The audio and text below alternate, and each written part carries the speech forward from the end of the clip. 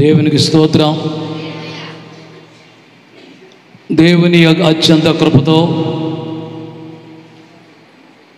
ఈ ఫిబ్రవరి మాసంలో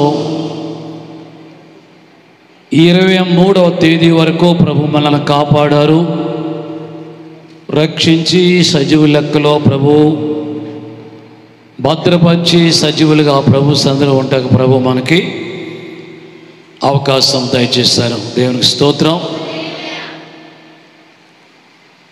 కొద్ది నిమిషాల్లో దేవుని యొక్క వాక్యాన్ని ఈ ఆరాధనలో దేవుడు నాకు ఇచ్చిన సందేశాన్ని చెప్తాను. మీకు అందరూ కూడా ప్రార్థనాపూర్వకంగా ఉండాలని మీకు గుర్తు చేస్తున్నాను. ఈ ఆరాధనలో ఒక పాత నిబంధన కాలంలో చరిత్రకారుడైనటువంటి ఒక దైవజనుడి గురించి కొన్ని మాటలు దేవుని వాక్యంలో జ్ఞాపకం చేసుకుందాం. ఆయన ఎవరంటే ప్రధాన యాజకుడైన అహరోను గురించి అప్పుడప్పుడు కొన్ని విషయాలు మనం విన్నాం. దేవుని జనాంగానికి నాయకుడైన మోషే గురించి మనం ఎక్కువ మాటలు మనం వింటూ ఉంటాం. లక్షలాది ఇశ్రాయేలు జనాంగానికి నాయకుడు మోషే. గతించిన కాలంలో కూడా మోషే గురించి కొన్ని ముఖ్యమైన మాటలు మీకు నేను చెప్పాను. ఈరోజు అహరోను గురించి కొన్ని మాటలు మీకు నేను చెప్పాలని తలుస్తున్నాను. దేవుని సమూహానికి ఆయన ప్రధాన యాజకుడు. ప్రధాన యాజకుడు పని, నాయకుడు పని ఒక్కటి కాదు. ప్రధాన యాజకుని పని ఏంటంటే సమూహంలో కొన్ని తప్పిదాలు పొరపాటులు చేస్తారు. కొంతమంది హత్య చేయొచ్చు, దొంగతనం చేయొచ్చు, పాపం వ్యభిచారం చేయొచ్చు. ఇలాంటి కొన్ని తప్పిదాలు జరిగితే ప్రత్యక్ష గుడారములో ఉంటాడు ప్రధాన యాజకుడు. ఆయన దగ్గరికి గొర్రెను కానీ మేకను కానీ పేదోళ్ళు అయితే పావురు పిల్లను కానీ తీసుకెళ్ళాలి. ఎవరైతే తప్పు చేశారో వాళ్ళ పక్షముగా ఆయన ప్రార్థన చేసి ఆ బలియాగాన్ని బలర్పించి రక్తప్రోక్షణ చేసి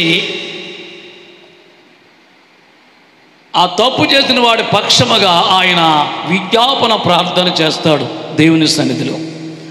ఇది ప్రధాన యాజకుడికి ప్రత్యేకమైన పని.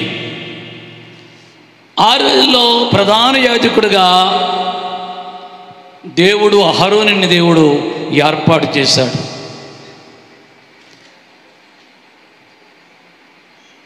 నాయకుడైన మోషే కంటే ఈయన 3 సంవత్సరాలు పెద్దవాడు.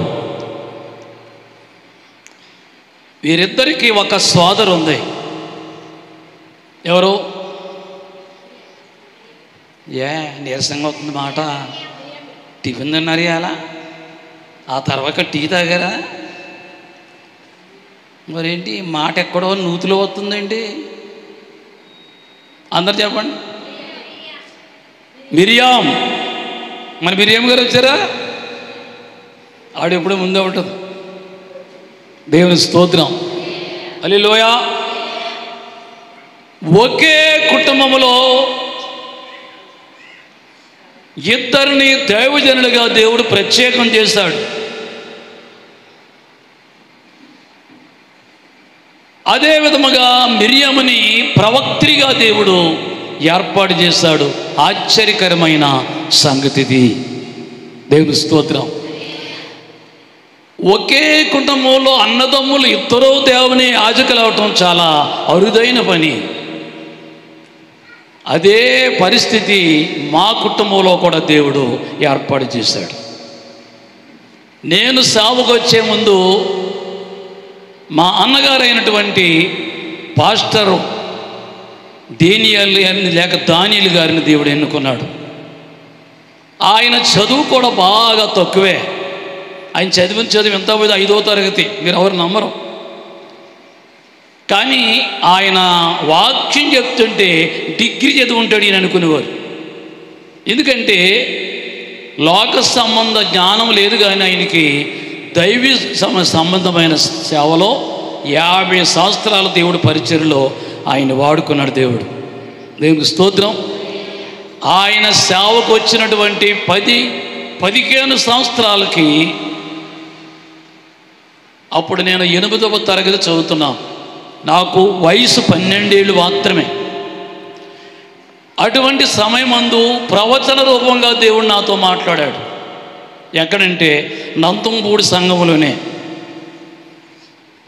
అది 31వ తేదీ రాత్రి 70వ సంవత్సరం. పైన బోర్డు రాస్తున్నాను, బయట న్యూ ఇయర్ గ్రీటింగ్స్ రాస్తారు కదా, బోర్డు రాస్తారు కదా, ఒక ఉత్సాహం జరుగుతుందనేది రాస్తూ ఉన్నప్పుడు ఎవరో ప్రార్థనలో ఉండి మోకరించి భాషలు మాట్లాడుతున్నారు. ఆ భాషలు మాట్లాడుతూ నా పేరు పిలిచింది 2 సార్లు.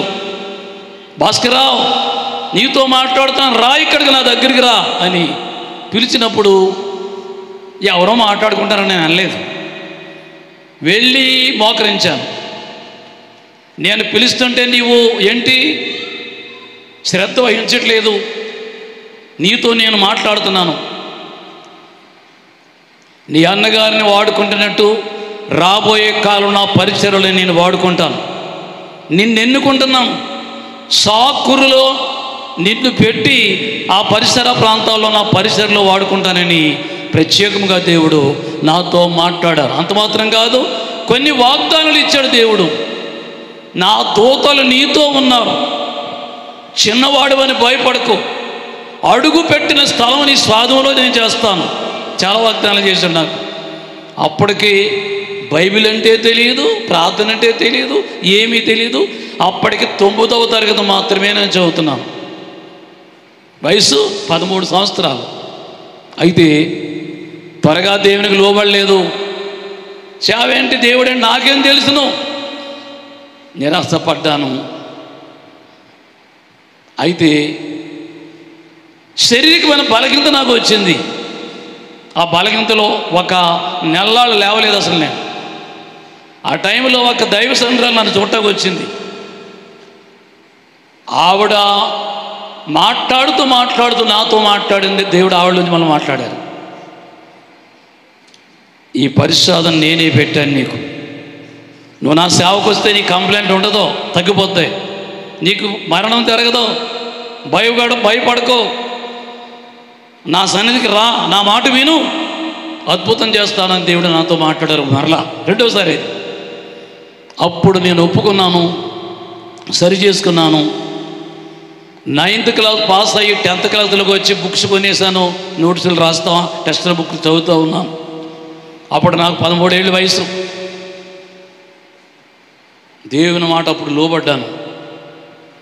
వెంటనే బైబిల్ తరబిదికి వెళ్ళాను, బైబిల్ ట్రైనింగ్ అయ్యాను, ప్రభు పరిచర్యలోకి వచ్చాను. దేవునికి స్తోత్రం. నేను ట్రైనింగ్ అయినప్పుడు నా వయసు ఏంటంటే 19 ఏళ్ళు మాత్రం. 19 కాదు, 17, 18 మధ్యన ఉంటాయి. చాలా చిన్న వయసు. నేను బైబిల్ ట్రైనింగ్ వచ్చాను. ఉన్న వాళ్ళందరూ నమ్మేవారు, చదువుకున్న హాస్టల్ పిల్లలు అన్నాడా, ఈ సేవ చేస్తాడా, ఏం చేస్తాడు అన్నారు చాలామంది. కానీ వాళ్ళు ఇప్పుడు సిగ్గుపడ్డారు నా పరిచర్య చూసి. చేతులకు దేవునికి స్తోత్రాలు చెబుతాం. హల్లెలూయా. ఈ విధముగా దేవుడు నన్ను నందంపూడి, గుండేపల్లి, తొండవరము, బట్లపాలెం ఈ ఏరియా అంతా మీ చేతికి అప్పగిస్తానని చెప్పాడు దేవుడు. అప్పుడు సేవకుడు లేడు, ఏ పాస్టర్ లేడు, మన్నా పాస్టర్ గారు లేడు, క్రీస్తు పాస్టర్ గారు లేరు, క్రీస్తు సంఘం పాస్టర్ గారు లేరు, ఎవ్వరు లేరు అసలు ఆ రోజుల్లో.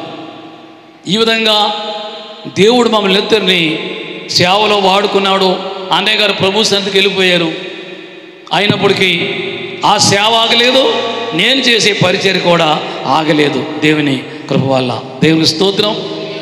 నాకు కూడా పరిచర్యలో చాలా ప్రమాదాలు జరిగాయి, మీ అందరికీ తెలుసు. కొన్ని ప్రమాదం జరిగితే ఇందులో నేను చనిపోతాననుకున్నాను చాలాసార్లు. నేను అంత నీరసానికి గురయ్యాను. అయితే దేవుడు అన్నాడు, నేను నీతో ఉన్నాను, భయపడకో. కష్టంలోనే నా పరిచర్య ఏంటో తెలుస్తుంది నీకు, నువ్వు కంగారు పడద్దు అని చెప్పాడు. ఇలా నిలబడి వాక్యాన్ని చెబుతానని అనుకోలేదు నేను.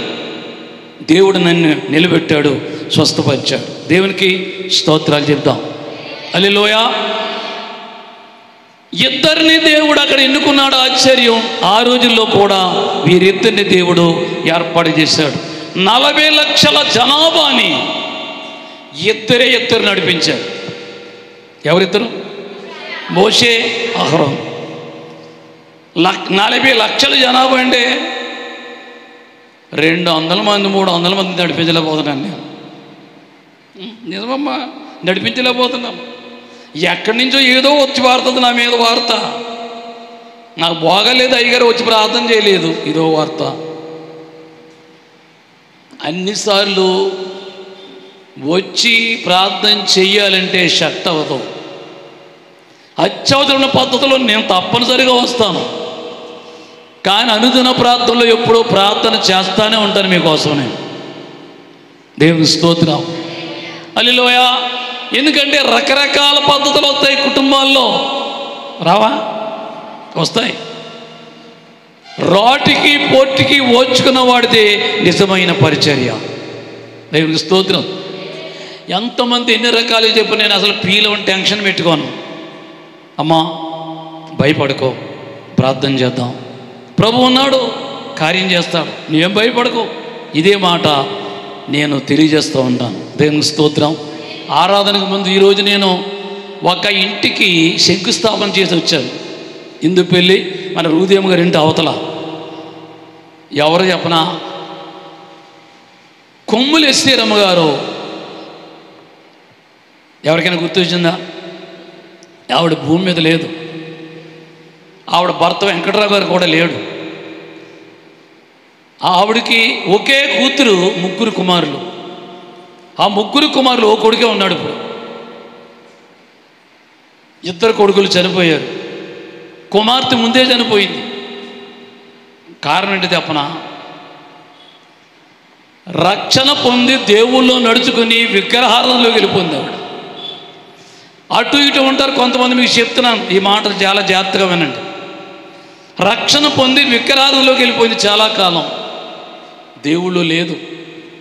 షుగర్ ఉండి పచ్చం చేయలేదు. షుగర్ పుల్లిగా ఉండేదంటే ఆవిడకి. ఈ రోజున వారు పెద్ద కోడలు చాలా మంచి బిడ్డ.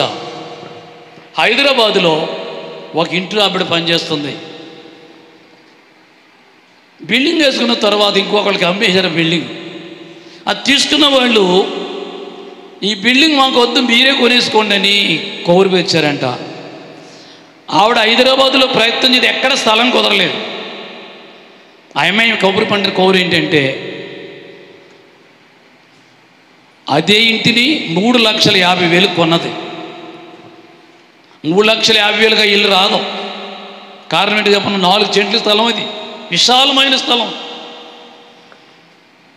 అయితే ఆ అమ్మాయిలో కలిగిన ప్రేరేపణ ఏంటంటే, సాకూరులో ఉన్న పాస్టర్ గారిని తీసుకురండి, ఆయన శంకుస్థాపన చేసి ప్రార్థన చేస్తే దెయ్యాలు, దేవతలు, భూతాలు ఏమి ఉండవు, నాకు నమ్మకం, ఆయన చెప్పండి అని వాళ్ళ బావగారిని పంపించింది నా దగ్గరికి. మొన్న ఆ బాబు వచ్చాడు. ఎవరు కాదు, కృపావతి గారు కొడుకు, మల్లేశ్వరం ఉంటారు ఆ కురవండి. ఏ చర్చికి వెళ్తున్నావు అన్నాను. మా అన్న చర్చికి వెళ్ళి ఉండండి, యాకోకర్ చర్చికి వెళ్ళి ఉండండి.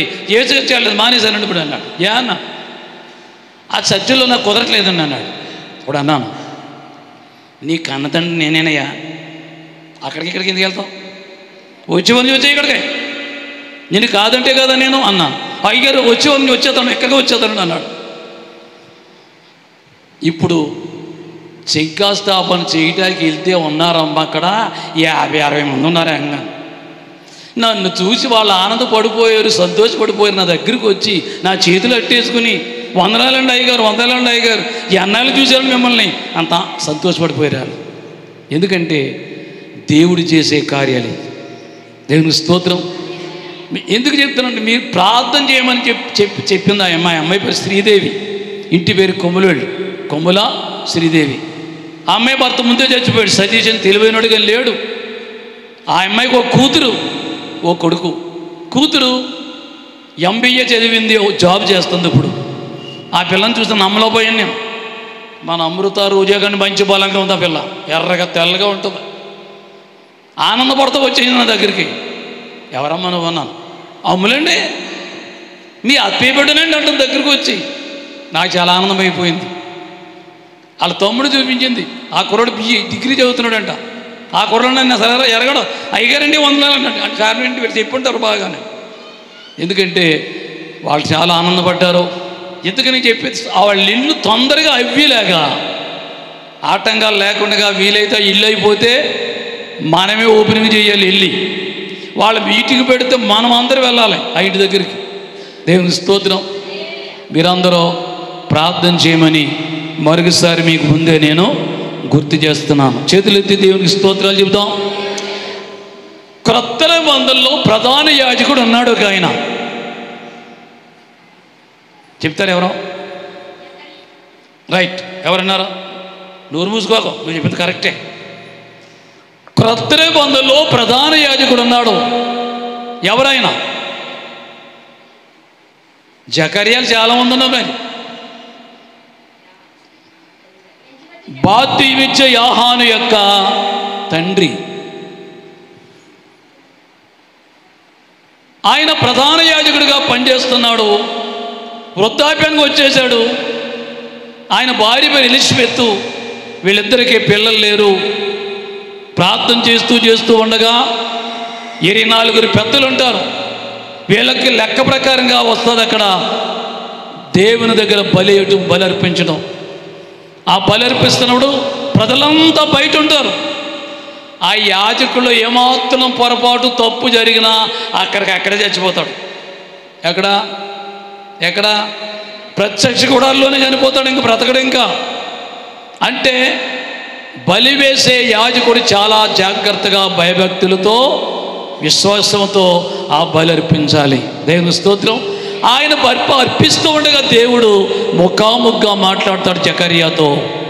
జకర్యా, నీ ప్రార్థనలు విజ్ఞాపనలో నా యొద్దకు వచ్చాయి. నీ ప్రార్థన నేను విన్నాను. నీ భార్య మేము విజ్ఞాపన విన్నాను. తొందరగా నీ భార్య గర్భవతి అవుతుంది. ఏమవుతుంది? గర్భవతి కాబోతుంది. మీకు ఒక కుమారుడు పుడతాడు. ఏమి భయపడకు అన్నప్పుడు జకర్యా కొంచెం చెక్కాడు. ఈయన వృద్ధుడే, భార్య కూడా ముసలిదే.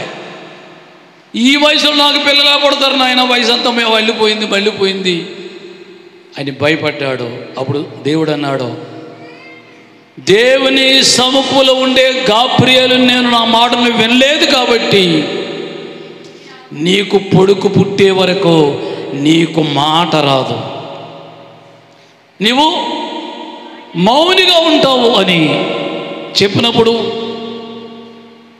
దేవుడు చెప్పినట్టే యోహాను పుట్టే వరకు కూడా మాటలు రావు. ఎవరికి?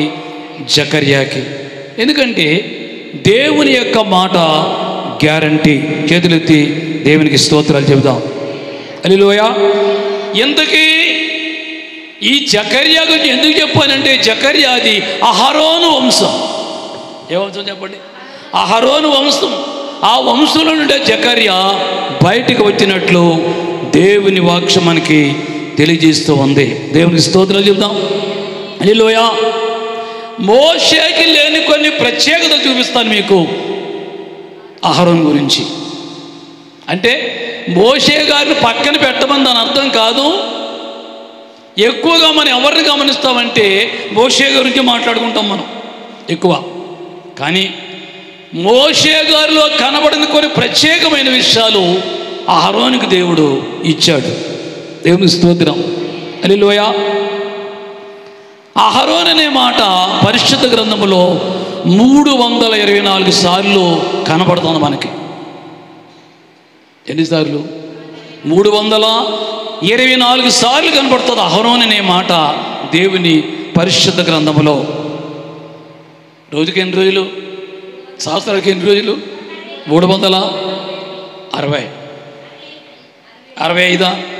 అంటే దగ్గర సంవత్సరానికి ఎన్ని రోజులైతే ఉన్నాయో అన్నిసార్లు దేవుని గ్రంథంలో ఈయన మనకి కనపడుతూ ఉంటాడు. దేవునికి స్తోత్రం. అహరోను గారి తండ్రి పేరు తెలుసా?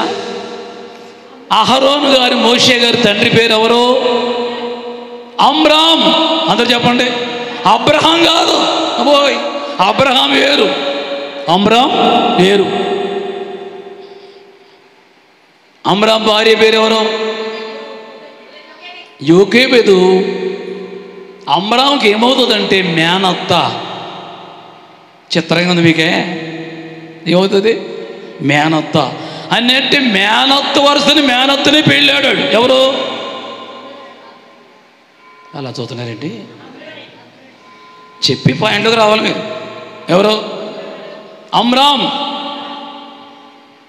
ఈ మాటలు గుర్తుండాలి. గుర్తుంటారా? తండ్రి పేరు అమ్రాం, తల్లి పేరు యోకేబెదు. దేవునికి స్తోత్రం. యోకేబెదు గురించి చాలా విషయాలు ఉన్నాయి, అమ్రాం గురించి చాలా విషయాలు ఉన్నాయి. వీలైతే తర్వాత చూద్దాం. తల్లి యోకేబెదు. అహరోను భార్య పేరు ఎలీషబా. చెప్పండి, ఏం చెప్పండి? ఎలీషబా. మోషే గారి భార్య పేరు గట్టిగా చెప్పండి అమ్మా. మీరు చెప్తే రీజౌండ్ వచ్చేవారు చచ్చి నెమ్మదిగా చెప్తేలాగా. ఎవరో? సిప్పోరా. సిప్పోరా కాదు. తెలుగు భాష రావట్లేదు బాబు మనకి. తెలుగు వచ్చారని చాలా స్పష్టంగా మాట్లాడాలి మనం. ఇది కూడా తెలుగు వాళ్ళు, మనం ఇంగ్లీష్ వాళ్ళం కాదు. దేవునికి స్తోత్రం. మోషే గారి భార్య పేరు ఎవరు? సిప్పోరా. అహరోను భార్య పేరు చెప్పారు చూసారు. నేను చెప్పి మరి తిరగట్లేదు మీకు. ఎలీషబా. చెప్పండి అందరూ సరే. అక్క పేరు మిరియాం. తమ్ముడు అంటే నేను చెప్పిన మాట ఎవరు చాలా మీరు ఏం చెప్తారో చూద్దామని. అన్నయ్య పేరు అహరోను. అది మరి మోషే అంటారా? తమ్ముడు పేరు మోషే. అక్క పేరు సరేమ్మా. ఇద్దరు. అందరికంటే పెద్దదే మిరియాం. మిరియాం తర్వాత అహరోను, మోషే. ఏం మంచి కుటుంబం అండి. ఏ కుటుంబం? ఆప్యాయత, ప్రేమ, సమాధానము కలిగిన మంచి కుటుంబం. ఈ రోజుల్లో ఉంటారా అన్నదమ్ముడు? ఆడంటే వీడికి పడతాం. అవడం అన్నయ్య అంటే తమ్ముడికి పడదు. తమ్ముడు అంటే మాట్లాడుకోరు. ఒక చోట కూర్చోరు. అందరు కాదండి, కొంతమంది ఓ చోట కూర్చారు మాట్లాడుకోరు. మా అన్నయ్య ఎందుకంటే ఆడి పేరు ఆవిడ పేరు ఆడు పరాయవాడా? ఇంకో తమ్ముడు. పని అన్నయ్య మీ తమ్ముడు కదా పలానా ఆడా ఎందుకులండి. కుటుంబములో నీకు ఐక్యత లేకపోతే ఎవరికి చెప్తావు నువ్వు? ఎవడు నీ మాట వింటాడా? దేవునికి స్తోత్రం. మా అన్నయ్య నా సంగతి ఎలా కూడా చెప్పురా. అప్పుడే కేకలేసుకునేవాళ్ళం, మళ్ళీ అప్పుడే కలిసిపోయేవాడు. 2 రోజులు 3 రోజులు పగ కోపం ఉంటుంది కదా. నేను మాట్లాడిపోయి అన్న వచ్చి మాట్లాడేసేవాడు. భాస్కర్ ఏం చేస్తున్నా రాయలేదా అనేవాడు. దేవుని స్తోత్రం. పరిచర్యలో ఈ రోజున చెప్పాలి, టైం వచ్చింది. సేవ ఎలాగ చేస్తున్నానంటే, వాక్యం చెప్తున్నానంటే, మిమ్మల్ని నడిపిస్తున్నామంటే అన్నయ్య నాకు నేర్పించిన అనుభవం. ఎందుకంటే దగ్గరికి కూర్చుని మరీ చెప్పేవాడు నాకు. ప్రార్థన అంటే ఏంటో చెప్పాడు, వాక్యం ఎలా చదవాలో చెప్పేవాడు, ఎక్కడ సభలు జరిగినా ముద్దే చెప్పేసి తీసిపోయేవాడు. నేను వెళ్తాను పెద్దోడిని, ఆడు ఉత్తేరే రాకపోతే నాకు అనుకునేవాడు కాదు. అది అన్యోన్యత అంటే ఏంటంటే అది అర్థమైందా? మా గొప్ప చెప్పలేదు మీకు. ప్రేమ అన్యోన్యత అంటే ఏంటంటే అలాగా ఉండాలి. చేతులు దేవునికి స్తోత్రాలు. నన్ను ముట్టక నన్ను నామాల కాకి అలాగ ఉంటారు కొంతమంది. అలాగ మనం ఉండకూడదు. సరే, చేతులెత్తి దేవునికి స్తోత్రం చెబుదాం. అహరోను గారికి 4 కుమారులు. విన్నారా? అహరోను గారికి ఎంతమంది కొడుకులు? 4. అహరోను విశ్వాస వీరుడు లేక విధేయుడు. మోషే గారితో లేని విశ్వాసము అహరోనులో మనం చూస్తాం. ఎక్కడ? మోషే గారిలో లేని విశ్వాసం ఎవరిలో చూస్తాం? ఓ మాట చెప్పనా మీకు? ఒరే నా కొడుక మోషే, సైన్యాన్ని నడిపించాలి, దేవుడు ఎన్నుకున్నాడు, రక్షించుకున్నాడు, నా మాటను అని మాట్లాడాడు దేవుడు. ఎవరితోటే? మోషే అంటాడా, నేను ఎత్తుని రైట్ 4 మాన్యంగా మాట్లాడటం చేదు కదా నాకు. అయ్యో బాబోయ్, పంపివ్వండి, పంపు బాబా, నేను వెళ్ళను, నాకు వద్దిది అన్నాడు. బైబిల్లో చూసి 7 నెపాలు మోపాడమ్మా దేవుడి మీద. ఎవరు? మోషే. అప్పుడు అన్నాడు దేవుడు, ఓరి బాబో ఎందుకురా బాబు కంగారు పడతావు, మీ అన్నయ్య ఉన్నాడు రా అహరోను, నీకంటే బాగా మాట్లాడతాడు, నువ్వు అలా నిలబడు చాలు, నీకంటే స్పష్టంగా మాట్లాడతాడు, చక్కటి భాష కలిగినవాడు. ఎవరో? మీ అన్నయ్య అహరోను. అహరోను తోడుగా ఇచ్చాను నీకు. కానీ అహరోను ఉన్న గొప్ప సంగతి చెప్పనా? అహరోను నెపాలు మోపలేదు, నాకు కుదరదనలేదు, నేను ఆ పని చేయనలేదు, నేను ఎక్కడికి వెళ్ళనలేదు. దేవుడు చెప్పినట్టే బుర్ర ఊపాడు, తల వంచాడు. చూసారా? వెంటనే లోబడే వాళ్ళు ఉంటారా కొంతమంది. హరికథలు చెప్తారు కొంతమంది. అమ్మా ఏ కథలా? హరికథలు, బుర్రకథలు, ఎక్కలేని కథలన్నీ చెప్తారు. ఈ కథ అంతా వినాలా దేవుడు? ఒకటి నిజం, దేవుడు చెప్పిన మాట వెంటనే మనము చెయ్యాలి. దేవుని స్తోత్రం. హల్లెలూయా. విశ్వాస వీరుడు లేక విధేయుడు మోషే గారిలో లేని విశ్వాసము ఆయనలో ఉన్నట్టు మనము అహరోనులో కూడా చూడగలం. ఇప్పుడు నిర్గమకాండములోకి రండి దయచేసి అందరూ నీ పరిశుద్ధ గ్రంథాలు తెరిచి నిర్గమకాండం 4వ అధ్యాయం. నిర్గమకాండం 4వ అధ్యాయం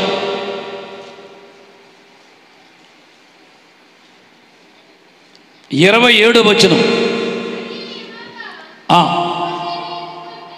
మరియు యెహోవా మోషేను ఎదుర్కొనుటకు అరణ్యములోనికి వెళ్ళుమని అహరోనుతో చెప్పగా అతడు వెళ్ళి దేవుని పర్వతమందు అతని కనుగొని, అబ్బాయి ఎంత గొప్ప ప్రేమమ్మా, అక్క చెల్లి ఎవడని గుర్తెట్టుకున్నారమ్మా? రోజా మీ అక్కని గుర్తెట్టుకున్నా? అంతమంది పెట్టుకుంటారులే వీరు.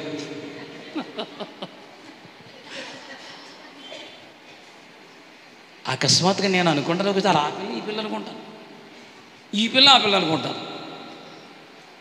ఎందుకంటే వీళ్ళకి ఎదరికి వచ్చి ముఖం చూస్తే కానీ వెళ్తాను నాకు.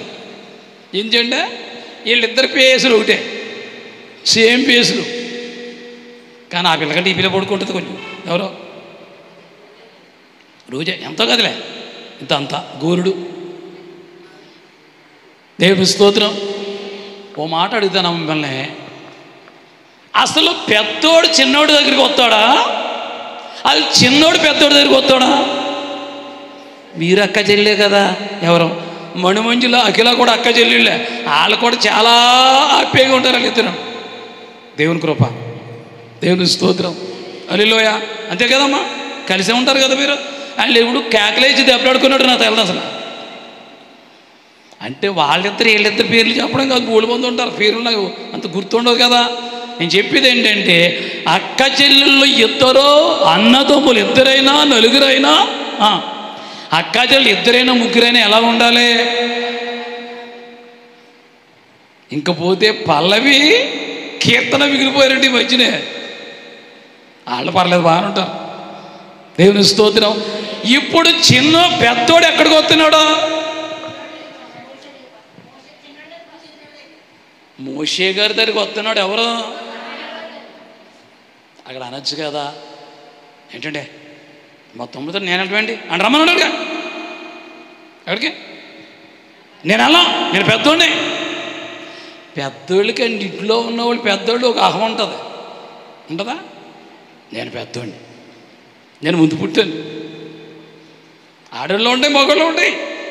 నేను అక్కడికి వెళ్ళడం ఏంటి? ఆడే రావాల దగ్గర. ఆడేనా మాటను, నేను ఆడు మాటన్నా అది అనొచ్చా? సమయం వస్తే పెద్దోడు చిన్నోడు మాట వినాలి, సమయం వస్తే చిన్నోడు కూడా పెద్దోడు మాట వినాలి. అదే ఐక్యత, ప్రేమ అంటే. దేవుని స్తోత్రం. ఇక్కడ చూస్తే అద్భుతమైన వాక్యాన్ని మనము ఈ 4వ అధ్యాయంలో చూస్తాం. దేవుని స్తోత్రం. 8వ వచనం, మోషేను ఎదుర్కొనుటకు అరణ్యములోనికి వెళ్ళమని అహరోనుతో చెప్పగా అతడు వెళ్ళి దేవుని పర్వతమందు అతని కలుసుకొని అతని ముద్దు పెట్టుకొనిను.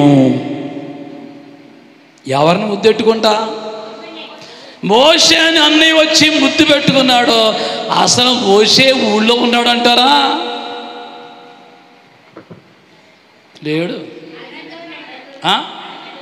అరణ్యంలో ఉన్నాడు. ఎందుకు వెళ్ళిపోడు అక్కడికి? ఓ పని చేశాడు, అహరోను పని చేశాడు, ఆ మోషే గారు పని చేశాడు. ఇద్దరు దెబ్బలాడుకుంటుంటే ముద్దు నుంచి కూడా బలమైన పనులే మోసే. 2 గుద్దులు గుద్ది చంపేశాడండి. 2 గుద్దులు గుద్ది చచ్చిపోతారా? 2 గుద్దులు గుద్దే చచ్చిపోడండి. ఎంత బలమైన మోసే. గుద్దు గుడితే పిండి అయిపోవడం మనిషి. ఇంకేం చేశాడు? గొయ్యితే ఇసుకలో బాధ పెట్టేశాడండి. ఎవడని చూస్తాడు? ఏమైంది? చేసిన తప్పు తాగుతుందా? చూశాడు ఎవడక్కడ. ఎక్కడికి వెళ్ళింది వార్త? పొలం దగ్గరికి వార్త వెళ్ళిపోయింది. ఆయన తరుముతాడనే ఉద్దేశాన్ని బట్టి ఆ ఊరు విడిచిపెట్టేసి వేరే ప్రాంతానికి వెళ్ళిపోయాడు. దేవుని స్తోత్రం. అనుకుంటాను నేను, అహరోను మోసా అసలు మోషే అనేవాడు ఉన్నాడా? ఎవరో అసలు మోషే అనేవాడు ఉన్నాడా? ఉంటే ఏడిక్కడ అనుకుని ఉంటాడో ఎవరో? అహరోను. దేవుని స్తోత్రం. దేవుడు వెళ్ళమంటే వెంటనే వెళ్ళాడు అహరోను. నేను వెళ్ళను. ఆడు బతుకున్నాడు. అసలు బతుకున్నది ఎప్పుడు కనపడలేదని మా తమ్ముడు అసలు ఏమైపోయాడు అనలేదు. ఎంత విధేయత అండి! ఆ విధేయత నీకుందమ్మా బాబు? నీకుందా ఆ విధేయత? దేవుడు చెప్పిన మాట వెంటనే చేయటం బుద్ధిమంతుడు లక్షణం. దేవుని స్తోత్రం. లోక సంబంధమైన కోపము, ద్వేషము, ఉగ్రత, ఉద్రేకం ఎన్ని లోకంలో పరిస్థితులయ్యి దేవుడికి సంబంధించి కాదు. దేవుని స్తోత్రం. వాక్యం వింటున్నావు మంచిదా, చదువుతున్నావు మంచిదే, నీకేముండాలంటే విధేయత అనేది, నమ్రత అనేది దేవుని సన్నిధిలో ఉండాలి. దేవుని స్తోత్రం. మోషే కంటే శ్రేష్ఠుడు అన్ని మోసముల నుండి విడిపించుల్. మోషే కంటే అన్ని మోసముల నుండి పండగలు వేషద్వారులను ద్వేషించు ఆశతో రోకెదము. ఆ వేషద్వారులను ఆశతో రోకెదము. ఆ పాడి మృక్కెదం సాత్యముతో ఆత్మతో యేసుని.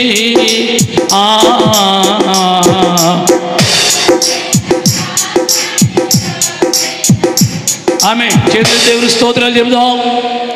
నమ్మకమైన వానికి చెప్పండి, పూర్తి చేయండి. నమ్మకమైన వానికి ఆశీర్వాదాలు మెండుగా వస్తాయంట. ఎవరికమ్మా? నమ్మకమైన వానికి ఆశీర్వాదాలు మెండుగా వస్తాయంట. సామెతల్లో చెప్తాడు ఆ మాట. ఏముండాలి? దేవుని దృష్టిలో నమ్మకస్తురాలుగా నీవు ఉండాలి. నమ్మకస్తుడిగా ఉండాలి. మనుషుల దగ్గర ఎంత నమ్మకంగా ఉంటామో ఉంటాం. అదే టైంలో ఎవరికి నమ్మకంగా ఉండాలి? దేవునికి నమ్మకస్తులుగా మనము ఉండాలి. దేవుని స్తోత్రం. హల్లెలూయా. దైవజనుడు నమ్మకస్తుడిగా ఉండాలి. సేవకుడు కూడా ఎలా ఉండాలంటే నమ్మకస్తుడిగా ఉండాలి. ఎవరికి? సంఘానికి నమ్మకస్తుడిగా ఉండాలి, దేవునికి నమ్మకస్తుడిగా ఉండాలి. దేవుని పరిచర్యలో కూడా సేవకుడు మోసగాడుగా ఉండకూడదు, యుక్తిపరుడుగా ఉండకూడదు, మోసం చేసేవాడుగా ఉండకూడదు. దేవుని సేవకుల్లో చాలా నమ్మకం అనేది ఉండాలని దేవుడు చెప్తున్నాడు. దేవునికి స్తోత్రం. దేవుడు కూడా నమ్మకంగా ఆయన మనల్ని ప్రేమిస్తున్నాడు. నమ్మకస్తుడిగా ఆయన తన ప్రాణాన్ని ఇచ్చాడు మన కోసం. కల్వరి శిలువలో మరణించాడు మన కోసం. ఆయన నమ్మకస్తుడే. పెళ్లి కూతుర్ని పెళ్లి కొడుకు నిలబెట్టి చెప్తారు కమ్మా, మన పెళ్లి దగ్గర వాగ్దానాలు చేశారు. చూసారు మీరు? బాధ అయినా, శ్రమ అయినా, వ్యాధి అయినా, రోగమైనా, కష్టమైన, శ్రమ అయినా బాగా వింటారు. నాకంటే బాగా విన్నారు మీరు. నేను ఈ అమ్మాయిని ప్రేమిస్తాను, నా పెళ్లి భార్యగా నేను అంగీకరిస్తాను, గౌరవిస్తాను అంటేనే చేతాడాయన. తేడా వచ్చిందనుకో చెడు. మన వాగ్దానం అక్కడ చేసాం. మీరు అందరూ బాప్తిజం పొందిన వాళ్ళు అందరూ ఎక్కడ? రేవులు, గోదావరిలో, కౌసుకులు, పట్టకాల్లో ఏం చేశారు? వాగ్దానం ఇప్పించేది ఎవరు? దైవజనుడు. నేను బాధ అయినా, శ్రమ అయినా, కష్టమైనా నిలబడి ఉంటానంటేనే బాప్తిజం ఇస్తాడు అక్కడ. లేకపోతే ఎవడైనా ఒప్పుకున్నారా? అయితే ఈ వాగ్దానం కూడా అలాంటిదే అని దేవుడు చెప్తున్నాడు. చేతులు దేవునికి స్తోత్రాలు చెప్తాం. నరహంతకుడైన పౌలు గారు, పౌలు గారు నరహంతకుడేనా? నిజమే. క్రైస్తవ సంఘాన్ని బాధించాడు, కొట్టాడు, ప్రాణాలు తీశాడు, రక్త గుడ్డలతో ఆటలాడుకున్నాడు. దేవుని స్తోత్రం. దేవుని నమ్మి 3 ఖండాల్లో బలమైన పరిచర్య చేశాడు. ఎవరో? అపొస్తలుడైన పౌలు గారు. నరకంతకుడే, దేవుడు ఆయన్ని ఎన్నుకున్నాడు. మనం వెళ్ళేటోళ్ళు ముందు చెప్పండి. బూతులాడిన వాళ్ళు, క్షేపించిన వాళ్ళు, తిట్టిన వాళ్ళు, దెబ్బలాడికి వెళ్ళిన వాళ్ళు, నోరు మూసేయ్యా, నోరు మూయించేసాం చాలామంది అప్పుడు ఆ రోజుల్లో. అవునా లేదా? అలాగున్నప్పటికీ దేవుడు మళ్ళీ ఏం చేశాడు? ఏం చేశాడు? గోడ కట్టి బందీ చేశాడా? మాట్లాడరు మరి. ఆయన కుమారుడిగా మీద ఏం చేసి ఏర్పాటు చేసుకున్నాడు. ఏర్పాటు చేసుకున్నాక దేవుడు వాడుకున్నాడు. మరి ఇప్పుడు దేవుడు నిన్ను అలాగే 40 ఏళ్ళ క్రితం నరహంతుడిగా వెళ్ళిపోయాడు మోషే. 40 ఏళ్ళ నుండి ఎవ్వరికీ కనబడలేదు మోషే. మోషే ఉన్నాడో లేదో కూడా ఎవరికి తెలియదు. అటువంటప్పుడు అహరోను మోషే దగ్గరికి వెళ్ళాడు. ఆటంకాలన్నీ తొలగించి దేవుడు చెప్పిన పని చేయగలిగాడు. ఎవరంటే అహరోను. దేవునికి స్తోత్రం. హల్లెలూయా. దేవుని మాటకు అహరోను లోబడ్డాడు, నమ్మాడు. అవునా? లోబడ్డాడు, నమ్మాడు. మనం ఎవరికి లోబడాలి? ఎవరు నమ్మాలి? మోసం చేసి కూడా నమ్ముతాం మనం. ఏమా ఎక్కువ శాతం మోసగాళ్ళే నమ్ముతాం, అబద్ధాలు వాడిని నమ్ముతాం, యథార్థంగా ఉన్నవాడిని నమ్ముతామా? నమ్మం. అక్కడే బోర్లు పడుతున్నాం మనం. దేవుని స్తోత్రం. హల్లెలూయా. మనము దేవుని మాట నమ్మాలని వాక్యం చెప్తూ ఉంది. దేవుని స్తోత్రం. రెండో మాట అనురాగానికి ఆప్యాయతకి నిదర్శనం అహరోను. దేనికి? అనురాగానికి ఆప్యాయతకి నిదర్శనం. ఎలాగా దాని అర్థం? మోషే మిద్యాను అరణ్యంలోనే ఉన్నాడు. ఏ అరణ్యం అది? మిద్యాను అరణ్యంలోనే ఉన్నాడు. అహరోను మోషేకు ఎదురు వెళ్ళి, ఎలాగెళ్ళడమ్మా? మోషేకి అహరోను ఎదురు వెళ్ళి తమ్ముడు ఎదురైనప్పుడు, ఏమంటే 40 ఏళ్ళు అయిపోయిందని పారిపోయి తమ్ముడే ఎలా తెలిసిందమ్మా? చెప్తారా? 40 ఏళ్ళు అయిపోయిందో పారిపోయి ఎవరో మోషే. మా 40 ఏళ్ళ క్రితం మా తమ్ముడు ఎదురైనట్టు ఎలా నమ్మాడో? పేసిపోదా, ముఖం పాడవదో, ముఖం తెలిసిపోద్ది. ఏమంటే 10 ఏళ్ళ తర్వాత అన్నదమ్ములు కలిసి కూడా తమ్ముడు ఎవడో అన్నయ్య తెలదా? తెలీదా? తెలిసిపోద్ది. ఎదురైన వెంటనే తమ్ముడిని పట్టుకుని, బహుశా అనుకుంటాను బైబిల్లో లేదు కానీ ముద్దు పెట్టుకుని ఏడ్చుంటాడమ్మా. ఏం చేసి ఉంటాడు? తమ్ముడిని ముద్దు పెట్టుకుని, అహరోను ఒరే తమ్ముడా బతికే ఉన్నావంటరా నువ్వు, బాబు ఎలాగున్నావురా అని ఏడ్చాడు. ఎవరు? అహరోను. ప్రేమ అండి ఇది. ఏమంటారు దీన్ని? ప్రేమ. ప్రేమ అనేది చాలా గొప్పది. అన్నదమ్ముల మధ్య, అక్క చెల్లి మధ్య అయినా నిప్పులు చెలకూడదు, అగ్గిమంట మండకూడదు. ఒకరినొకరు అర్థం చేసుకుని ఆప్యాయతగా ప్రేమగా ఉంటే మీకున్న ఐక్యత ఏ కుటుంబంలో ఉండదు. ఇంకా చేతులు దేవుడికి స్తోత్రాలు చెప్దాం. హల్లెలూయా. ఆ కుటుంబాన్ని దేవుడు అన్ని విషయాల్లో ముందుకు నడిపిస్తాడు, కాపాడుతాడు, దీవిస్తాడు. దేవునికి స్తోత్రం. హల్లెలూయా. ఎంతగానో ప్రేమ బంధం అన్నారు. ఏం బంధం? అన్నుడి కంటే భార్యాభర్తల బంధం వేరు, అక్క చెల్లెల బంధం వేరు, అన్నదమ్ముల బంధం వేరు. ఇంకా చెప్పనా? తోడుకోడల బంధం. అబ్బో, తోడుకోడలు అక్క చెల్లెలే ఉంటారు కొంతమంది, తెలుసా మీకు? అక్క చెల్లెళ్ళే కలిసి ఉండరు కొన్ని చోట్ల. చెల్లి అక్కడ కూర్చుంటే అక్క ఇక్కడ కూర్చుంటుంది. ఇద్దరు ప్రయాణం చెయ్యాలంటే మనసులు కలిస్తేనే మనసు మాట్లాడుకుంటూ వెళ్తారు. అవునా? ఏమన్నా మనసులో కలలేదు, మీ అక్కకి నీకు మాటలేవనుకో, ఇద్దరు కలిసి వెళ్తారా? అదా, అది వెళ్ళిపోయి నేను వస్తాను తర్వాత. ఎంత ఉక్రోషమో! ఈ కోపం చాలా భయంకరమైందండి. అడవిలో మండిపోయినట్టు మండిపోద్ది కోపం అనేది. అత్తగారి మీద కోపం వస్తుంది ఒక కోళ్ళకాయ.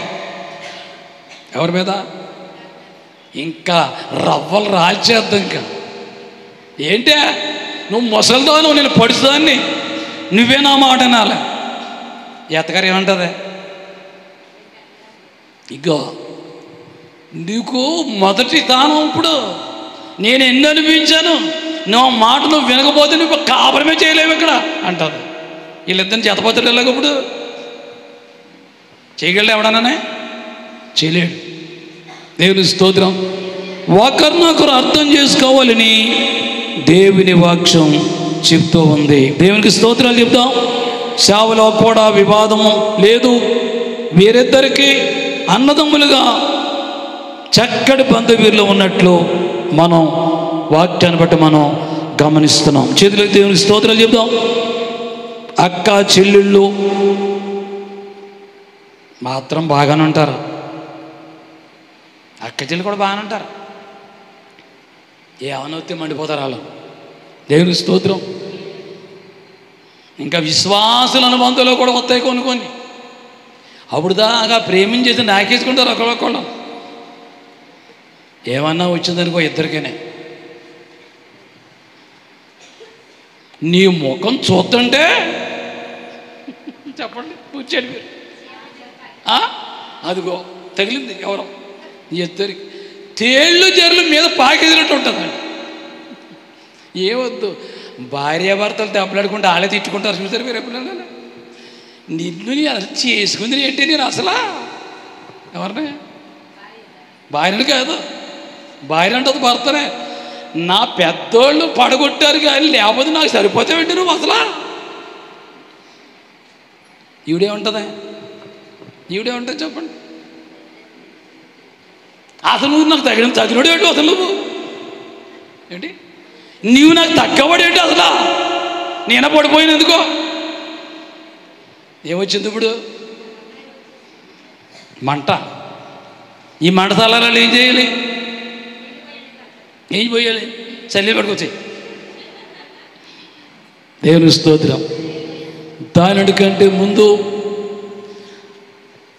ఆప్యాయత, ప్రేమ అనేది ఒకరినొకరు అర్థం చేసుకుని ఉంటే ఈ పీలింగులు, ఈ వాదాలు ఏమాత్రమో రావు. చేతులెత్తి దేవునికి స్తోత్రాలు చెప్తాం. మూడో మాట చెప్తాను. అహరోను దీనుడు. అర్థమైందా నాకు చెప్పిన మాట? ఏంటి అహరోను మూడో లక్ష్యం ఏంటి? దీనుడు. అంటే ఎవరిని దీనుడు అంటారు? 4వ అధ్యాయం చూడండి. నిర్గమాకాండం 4వ అధ్యాయం. నిర్గమాకాండం 4వ అధ్యాయం 15-16 వచనాలు. నీవు అతనితో మాట్లాడి అతని నోటికి మాటలు అందించవలెను.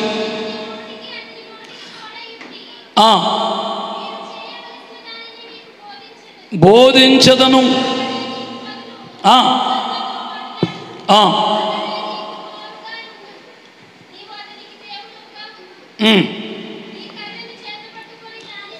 మరలా చదవమ్మా 15 వచనం. నీవు అతనితో మాట్లాడి అతని నోటికి మాటలు అందించవలెను. నేను నీ నోటికి అతని నోటికి తోడయ్యుండి మీరు చేయవలసిన దానిని మీకు. ఎవరితో మాట్లాడుతున్నాడు దేవుడు ఈ మాటలో? అహరోనుతో మాట్లాడుతున్నాడు. దేవుని స్తోత్రాలు చెప్దాం. నీవు అతనికి నోరుగా ఉండవలెను. ఎవరికి? మోషేకి నువ్వు ఎలా ఉండాలి? నోరుగా ఉండాలి. అంటే ఏంటి? మాటలు నువ్వే అందించాలి. నేను చెప్పే మాటలు నువ్వు చెప్పాలి.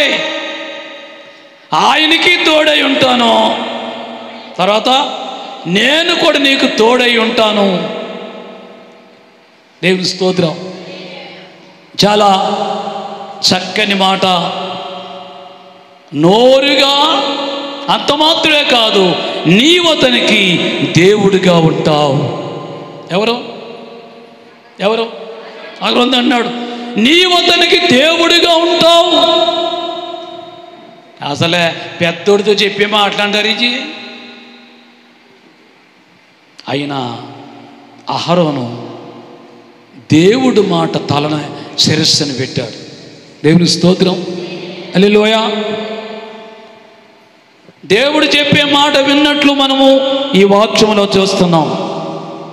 అహరోను మోషేను నీ అనుభవాన్ని బట్టి,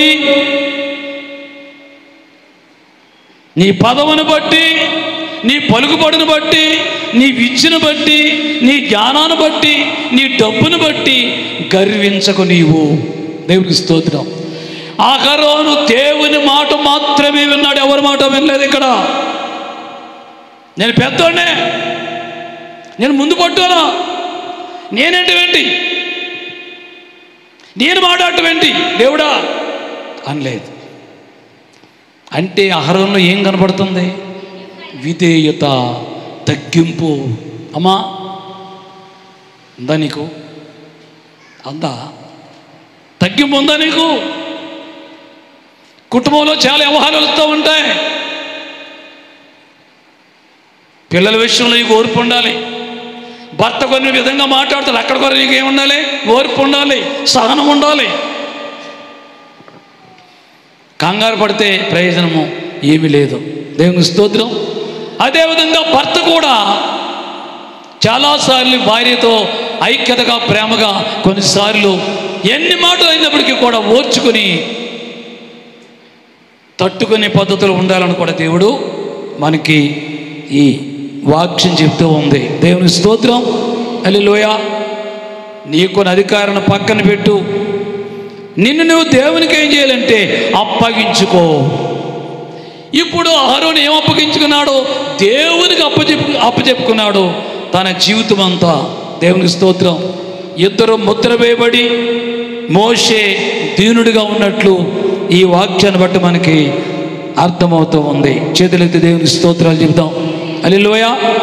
దేవుని సేవ చేయాలని అనుకున్న వారికి ఏముండాలంటే అర్హత ఉండాలి.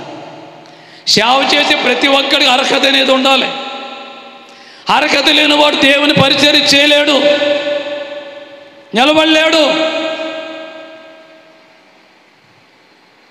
75 మందితో నేను డిప్లొమా తీసుకున్నాం, అంటే సర్టిఫికెట్ తీసుకున్నాం. ఈ 75 మందిలో పరిచర్యలో ఉన్నవాళ్ళు ఈ రోజున 5గురే ఉన్నారట. ఎంతమంది? 5గురే ఉన్నారు.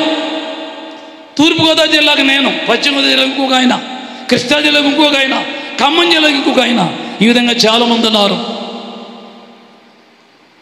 మిగిలిన వాళ్ళు ఏమైపోయారు? సేవ అంటే ఫుల్గా సేవకు తిని మాట్లాడి బండి తీసేసి 3 జతలు కారు కొనేసి తిరగడం కాదు. సేవ అంటే ఎంత కష్టమో తెలుసా? రాటికి పోటీకి ఓర్చుకోవాలి. ఆక్షేపణ చేస్తారు, నిందిస్తారు, నిలబెట్టి గంట నిలబెట్టి మాట్లాడారు నాతో కొంతమంది. నేనేమాత్రం భయపడలేదు. చాలా తట్టుకున్నాను, ఓర్చుకున్నాను దేవుని సేవలో.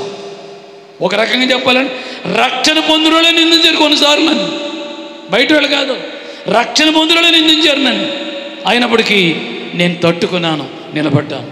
అయితే ఆ ఓర్పు దేవుడు ఇచ్చాడని నేను చాలాసార్లు అనుకుంటూ ఉంటాను. చేతులు దేవుని స్తోత్రాలు చెబుతాం.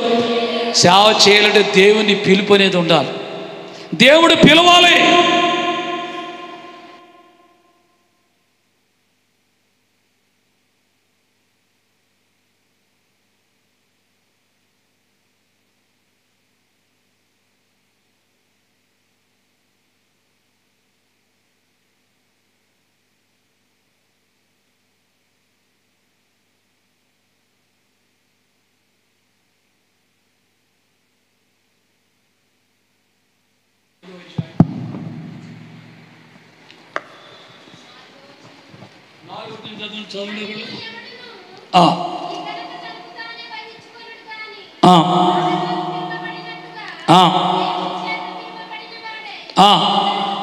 చాలు, మంచి మాట చెప్తున్నాడు ఇక్కడ ఈ వచనంలో.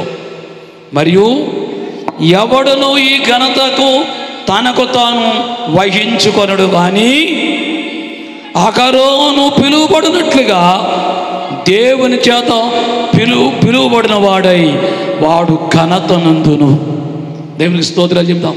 హల్లెలూయా. అహరోనుని దేవుడు పిలిచాడు, దేవునికి తల వంచాడు, దేవుని పిలిపికి లోబడ్డాడు, దేవుని మాట విన్నాడు, ముందుకు వచ్చాడు. అహరోనే కాదు, మనందరినీ ఆయన రక్షణ కోసం అని ఎన్నుకున్నాడు, రక్షించుకున్నాడు. వాగ్దానము చేసిన మనము దేవుల్లో నిలబడాలి. బాధలు వస్తాయి, కష్టాలు వస్తాయి, శ్రమలు వస్తాయి, ఇరుకులు వస్తాయి, ఇబ్బందులు వస్తాయి. అక్కడ మనం ఏం చేయాలి? ఓర్చుకోవాలి. చేతులెత్తి దేవుని స్తోత్రాలు చెబుతాం. లేవి గోత్రంలో పుట్టినవాడై ఉండాలి అన్నాడు. సేవ చేసేవాడు ఎవరంట? లేవి గోత్రంలో పుట్టినవాడై ఉండాలి. అహరోను లేవి గోత్రం, మోషే కూడా లేవి గోత్రం. దేవుని చిత్త ప్రకారంగా పిలువబడ్డవారు వాళ్ళ పరిచర్యలో నిలబడతారు. దేవుని స్తోత్రాలు చెప్తాం. హల్లెలూయా. క్రొత్త నిబంధనలో అలా కాక సేవ చేయాలంటే వారికి ఆసక్తిని బట్టి దేవునికి లోబడితే ఆయన పిలుపు ప్రకారంగా దేవుని సేవ చేయటానికి ఎన్నుకున్న వారు చాలామంది ఉన్నారు ఈ రోజున. ఎలా చెప్పనా? ఒక కంప్లైంట్, ఒక శోధన బాధిస్తున్నప్పుడు ఒప్పందం చేసుకుంటారు కొంతమంది. ప్రభువా, ఈ వ్యాధి తగ్గితే నేను ఏ పని చేయను, నీ పరిచర్య చేస్తాను ఆయన అని ఒప్పందం చేసుకుంటారు కొంతమంది. దీన్ని ఏమంటారు? సమర్పణ. సమర్పణ చేసుకుని దేవుని పరిచర్యకి వస్తారు కొంతమంది. అది మంచిదే. కానీ చేసుకున్న ఒప్పందం ప్రకారం నిలబడాలి. నిలబడకుండా లోకంలోకి వెళ్ళిపోతే ప్రయోజనం ఏమీ ఉండదని దేవుని వాక్యం మనకి తెలియజేస్తూ ఉంది. దేవునికి స్తోత్రం చెబుతాం. సేవకుల ద్వారా కూడా దేవుడు పిలుస్తాడు. ఎలీషాని ఎవరు పిలిచారు? ఏమా, ఎలీషాని ఎవరు పిలిచారు? ఏలియాతో మాట్లాడతాడు దేవుడు. ఎవరో నీ తరువాత పరిచర్య చేయడానికి షాపాతు కుమారుడైన ఎలీషా ఉన్నాడు. ఏలియా అక్కడికి వెళ్ళు, ఆయన నువ్వు అభిషేకించు అన్నాడు. ఎవరితోటి? ఏలియాతోటి. అప్పటికి ఎలీషా గారు ఏం చేస్తున్నారు? ఎన్నో అరకమ్మా? రైట్, అవన్నీ గుర్తుపెట్టుకోవాలి మీరు. ఎన్నో అరక? 12 అరక.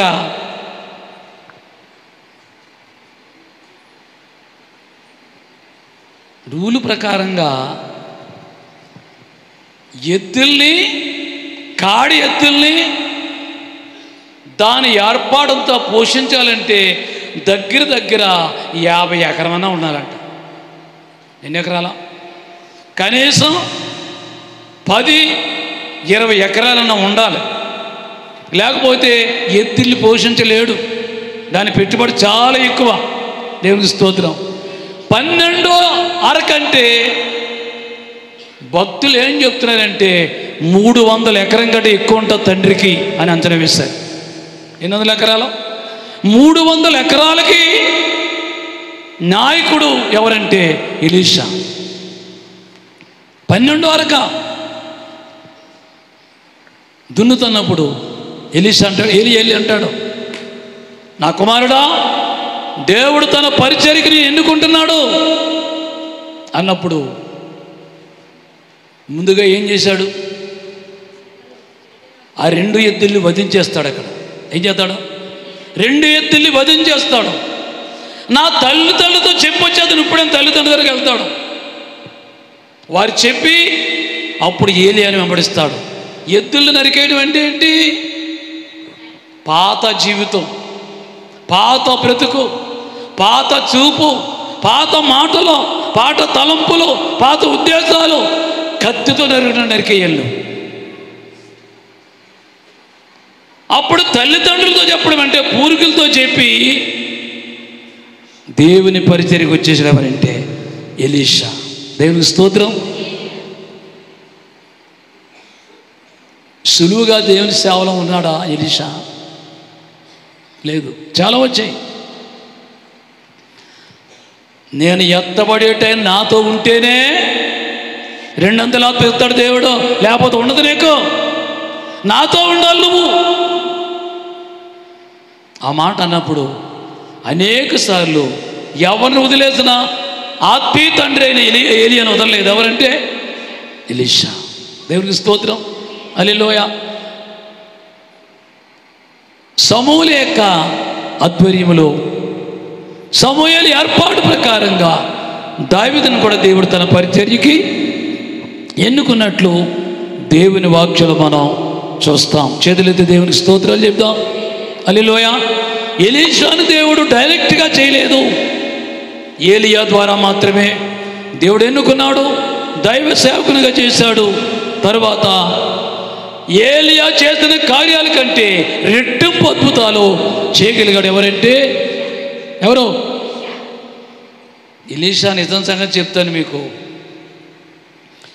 యుద్ధం చేద్దంటే యుద్ధభూలు చచ్చిపోడంట. అప్పుడు ఎవరో యుద్ధభూలు చచ్చిపోడంట. గొయ్యి తీశారని కప్పెట్టకండి. ఇందుక గొయ్యి ఎవరిదంటే ఎలీషా గారిని పాతిపెట్టిన గొయ్యి అంటే. ఏ గొయ్య? అంతకుముందు ఎలీషా గారిని పాతిపెట్టిన గొయ్యి అంటే అది తవ్వేశారు. శవాన్ని మోపారు. శవాన్ని మోపితే ఏం జరిగింది చెప్పనా? చర్చిలో నిలబడ్డాడు. ఇలాగా నీకు లేక అందరికీ తెలాలి మరి. అంటే ఏంటి అంటే చచ్చిపోయిన శరీరంలో ఏముంటుందా? చచ్చిపోయిన శరీరంలో ఏమైనా ఉంటుందా? ఇక్కడ గమనించేది ఏంటంటే ఎలీషా చనిపోయినప్పటికీ దేవుని ఆత్మ శవంలో కూడా కనపడుతుంది అక్కడ. ఇది గొప్ప ఆశీర్వాదం, దేవుని కృప. చేతులెత్తి దేవునికి స్తోత్రాలు చెబుదాం. హల్లెలూయా. అంటే ఎలీషాను దేవుడు ఎన్నుకున్నాడో, ఏర్పాటు చేసుకున్నాడో, ఆయన చనిపోయినప్పటికీ దేవుని పవరు, ఆత్మశక్తి పోలేదు.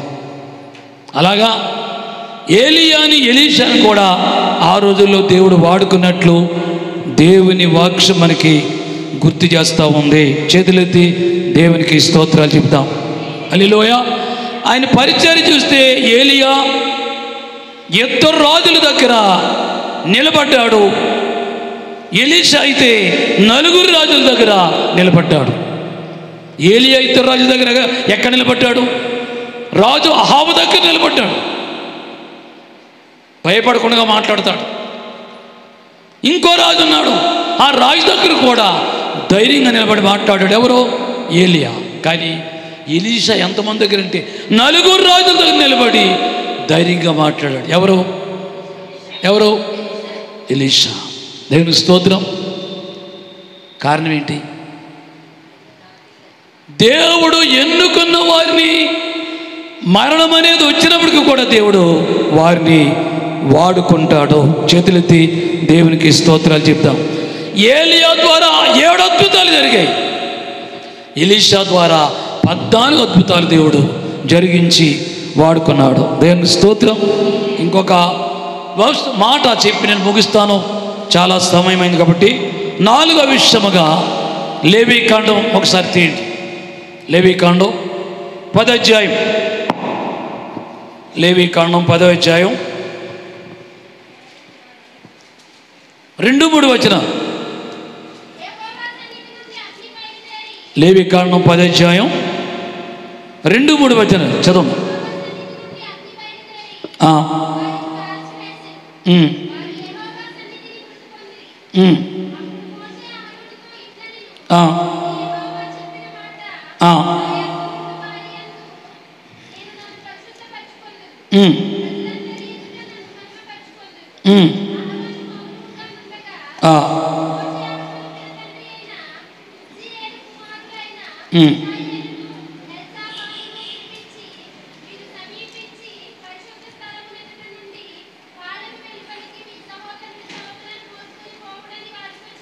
చాలు. చేతులెత్తి దేవునికి స్తోత్రాలు చెప్తాం. ఇక్కడ మమ్మల్ని గమనించేది ఏంటంటే తన్ను తాను దేవునికి అప్పగించుకున్న అహరోను దేవుని సేవలోకి వచ్చాడు. అహరోనికి 4 కుమారులు, నాదాబు, అబీకు అను 2 కుమారులు కాకుండా ఇంకో 2 కుమారులు అహరోనికి ఉన్నారు. ఇక్కడ ధూపం అర్పించే సమయమందు అహరోను కుమారులు దేవుని ఆజ్ఞ శిరస్సు వంచక, దేవుని ఆజ్ఞ లోబడక, అగ్ని అర్పించడంలో బలివేయటంలో సొంత అగ్ని అర్పణలో పెట్టారు. వాళ్ళు దేవుని అగ్ని వచ్చి ఆ 4 2 కుమారులు కాలిపోతారు. అక్కడ బాధ కదా ఇది? 2 కుమారులు చనిపోయారు, చాలా బాధ కదా. అయితే ఓ మాట అనలేదు అహరోను, నీ కొడుకులు 2 ఉన్నారు, నా కొడుకులు 4 2 వెళ్ళిపోయారు. మోషే అనలే తమ్ముడితో. 2 కుమారులు చనిపోయినా దేవునికి తల వంచాడు. దేవునికి స్తోత్రం. దేవునికి భయపడ్డాడు. బహుశా వారు చేసిన తెలివి తక్కువ సందర్భాన్ని బట్టి కాలిపోయి ఉంటారు అని క్షమాపణ వేడుకుని దేవుని దగ్గర పశ్చాత్తాపం పొందాడు. ఎవరంటే అహరోను. దేవునికి స్తోత్రం. ఇక్కడ విరిగి నలిగిన మనసు కలిగిన వాడుగా తమ ధూపార్తులు తీసుకొని వాటిలో నిప్పులుంచి వాటి మీద ధూపద్రవ్యం వేసి యెహోవా తమకు ఆజ్ఞాపించిన అన్యాగ్ని ఆయన సన్నిధిలో తేగా యెహోవా సన్నిధి నుండి అగ్ని బయలుదేరి వారిని కాల్చివేసెను. ఇక్కడ ఏమర్థమవుతుంది మీకు? అన్యాగ్ని అంటే ఏంటి? సొంత ప్రయత్నం, సొంత ఆలోచన, సొంత క్రియలు, సొంత పనులు దేవుని దగ్గర చేయటానికి వెళ్ళేది. దేవుని స్తోత్రం. దేవుడు చెప్పిందే చేయాలి, దేవుడు అన్న మాటే వినాలి, ఆయన ఉండమన్న కాడే ఉండాలి, ఆయన వెళ్ళిపోమన్న ఆ తోటకే వెళ్ళిపోవాలి. ముగిస్తాను. అబ్రహాం ఏమన్నాడు? ఏమన్నాడు అబ్రహాం? అబ్రహామా, నేను పిలుస్తున్నాను నిన్ను ఇక్కడి నుంచి. వెళ్ళాడా? ఎక్కడికి వెళ్ళినాం, ఎక్కడిని అన్నాం, ఎక్కడ ఉండను అన్నాడా? ఇప్పుడు ఈ రోజుల్లో అంటే మన వాళ్ళు ఎక్కడ పొల్ల ఎవరు ఏంటిరా? వ్యవహారం, పొల్ల వ్యవహారం. కానీ అలాగా ఆ రోజుల్లో అనలేదు ఎవరిని? అబ్రహాం 750 మైళ్ళు నడిచాడమ్మా. అమ్మా ఎన్ని మైళ్ళు? 750 మైళ్ళు. మీరు ఎన్ని మైళ్ళు నడుపుతారు? బుద్ధాకాయలకి వెళ్ళాలి, 2 బళ్ళు ఉండాలి. అమలాపురం వెళ్ళాలంటే పెద్ద బండి ఉండాలి, లేకపోతే ఆటో ఉండాలి. నడిచి వాళ్ళు ఉన్నారంటే ఎక్కడే లేరు. దేవుని స్తోత్రం. వాళ్ళ 70 ఏళ్ళు, 80 ఏళ్ళు, 90 ఏళ్ళు వచ్చిన ఆరోగ్యంగా ఉన్నారు. అందుకే వాళ్ళు. దేవునికి స్తోత్రం. అన్యాజ్ఞనగా లోకాచారం చేయకూడదు, మనుషుల మాట వినకూడదు. దేవుడు చెప్పిందే మనము చేయాలి. దేవుడు చెప్పింది చేయలేదు కాబట్టి అహరోను 2 కొడుకులు చనిపోయారు. ఇక్కడ 2 మిగిలారు. అయినా అహరోను, నా కొడుకులు చంపేసావు దేవుడా, దేవుడికి కోపం పెట్టుకోలేదు. దేవునికి స్తోత్రం. కొన్నిసార్లు సాధలు ఎదురైతే మనకి, నీ బిడ్డకేదో సాధన, నీ మనవడికేదో సాధన, నీ కొడుకేదో సాధన, ఆరోగ్యం ఉండకపోవటం, ఏదో అనారోగ్యం, ఏదో సాధన నీకు వస్తుంది. భయపడుకో, ప్రార్థించు, దేవుడు నీకు విజయమిస్తాడు, నిన్ను కాపాడుతాడు. దేవునికి స్తోత్రం. ఇంకా కొన్ని మాటలు ఉన్నాయి, మరి టైం అయిపోతే ముగిస్తున్నాను. మీరు మరొకసారి మిగిలిన విషయాలు, అహరోను గురించి మరొక విషయాలు, మరికొన్ని విషయాలు వాక్యలో మనం తెలుసుకుందాం. చేతులెత్తి దేవునికి స్తోత్రాలు చెప్దాం. హల్లెలూయా. అహరోను దీనుడు, విధేయుడు, దేవుని మాట మాత్రమే విన్నవాడు, దేవుడు చేయమన్న పనే చేస్తున్నవాడు. తమ్ముడిని కొట్టడా? కొరడబుచ్చి కొట్టడమా? లేదో ముద్దు పెట్టుకుని. ఏమంటే మాట, అహరోను ముద్దు పెట్టుకున్నారు కానీ మోషే ముద్దు పెట్టుకోవడం అహరోనే ఉందా బైబిల్లో? లేదు. అహరోనే ముద్దు పెట్టుకున్నాడు తమ్ముడిని. తమ్ముడు అహరోను ముద్దు పెట్టుకున్నట్టు లేదు అక్కడ. అంటే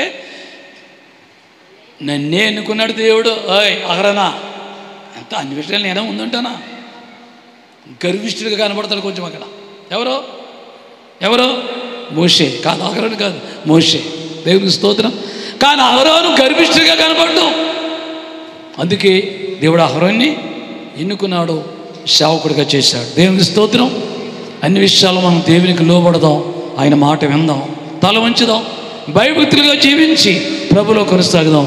అట్టి వాక్యం దేవుడు మనకి దయచేయనుగాక. ముందుగా చిన్న ప్రార్థన చేస్తాను. తల వంచండి. చిన్న ప్రార్థన చేస్తాను. అందరు తల వంచండి. ప్రేమగల తండ్రి, ఈ మధ్యాహ్న కాలం ప్రధాన యాజకుడైన అహరోను గురించి కొన్ని విషయాలు మీరు మాకు జ్ఞాపకం చేశారు. అహరోనులో విధేయత, తగ్గింపు, నీ మాట తల వంచి చిన్నవాడైనా ఓరే వర్ణ్యంలో ఉన్న మోషే దగ్గరికి వెళ్ళి మోషేను ముద్దు పెట్టుకుని తమ్ముడిని ప్రేమించినట్లు నీ వాక్యం చెప్తూ ఉంది. ఈ ప్రేమత, ఆప్యాయత, విధేయత మా సంఘాల్లో చాలా అవసరం. ద్వేషము, ఉద్రేకము, ద్వేషము, కోపము, అసూయ, మచ్చరం ఉంటే మేము అభివృద్ధిలోకి రాము. అది అహరోనులో లేదు కాబట్టి అహరోన్ని ఆ తమ్ముడికి జతగా ఆఖరి వరకు కలిసి పరిచయం చేశారు. వారిద్దరూ 40 లక్షల జనాభాను నడిపించారు. వారిద్దరిని మీరు వాడుకున్నారు. మా కుటుంబాల్లో అన్నదమ్ముల మధ్య, అక్క చెల్లెళ్ళ మధ్య, తోటి కోడళ్ళ మధ్య,